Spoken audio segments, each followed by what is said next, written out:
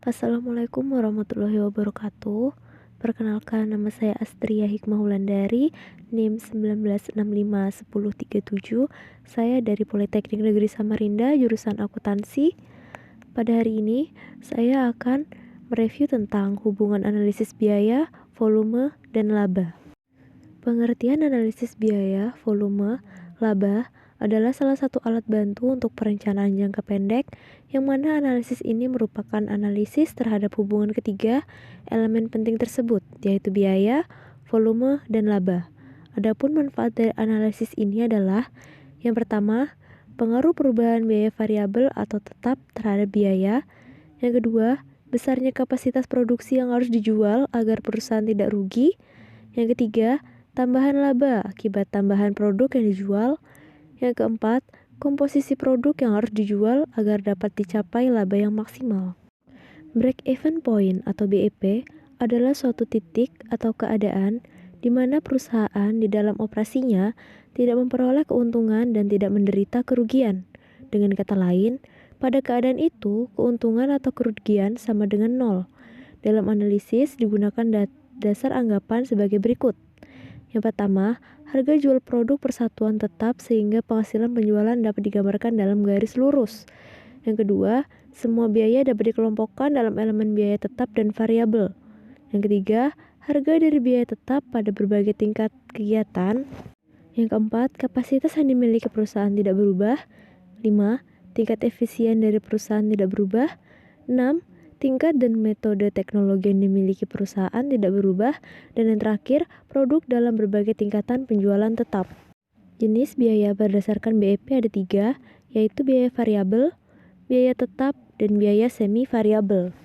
Biaya semi variabel BEP untuk sales mix atau bauran pemasaran menggambarkan perimbangan hasil penjualan antara beberapa macam produk yang dihasilkan oleh suatu perusahaan. Contoh berikut merupakan cara menghitung BEP untuk sales mix. Perusahaan Pesut Indah menghasilkan dua macam produk, yaitu produk A dan produk B. Data yang didapat dihimpun untuk kedua produk tersebut adalah sebagai berikut. Dari data tersebut di atas, diketahui bahwa sales mix A banding B sama dengan 1:1, yaitu 300.000 banding 300.000. Produk mix A banding B sama dengan 2,5 banding 1, yaitu 10.000 banding 4.000. BEP total sama dengan FC per 1 dikurang VC per sales sama dengan 180.000 per 1 dikurang 300.000 per 600.000 sama dengan 180.000 dibagi 0,5 sama dengan 360.000 rupiah. BEP produk A sama dengan setengah dikali 360.000 sama dengan 180.000 rupiah. BEP produk B sama dengan setengah dikali 360.000 sama dengan 180.000 rupiah. BEP unit produk A sama dengan setengah dikali 180.000 dibagi 30 rupiah sama dengan 6.000 unit. BEP unit produk B sama dengan setengah dikali 180.000 dibagi 75 rupiah sama dengan 2.400 unit. Perlakuan unsur pajak. Setiap penghasilan yang diperoleh oleh suatu perusahaan akan dikenakan pajak sesuai peraturan yang berlaku. Maka, dalam hal ini akan berpengaruh di dalam perhitungan BEP. Contoh, PT Kalamur menghasilkan satu macam produk. Data biaya yang diperkirakan untuk tahun 2019 adalah sebagai berikut. Selain itu, perusahaan menginginkan laba bersih sesudah pajak sebesar Rp900.000, maka tingkat penjualan yang harus dicapai dapat dihitung dengan rumus sebagai berikut.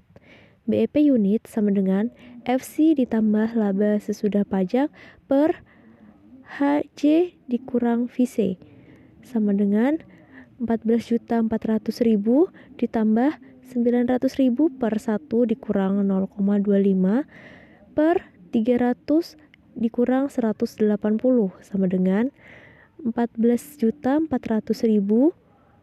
ditambah 1.200.000 per 120.000 sama dengan 130.000 unit. Sekian review dari saya, kurang lebihnya saya mohon maaf. Maaf karena masih terdapat banyak salah kata. Wassalamualaikum warahmatullahi wabarakatuh.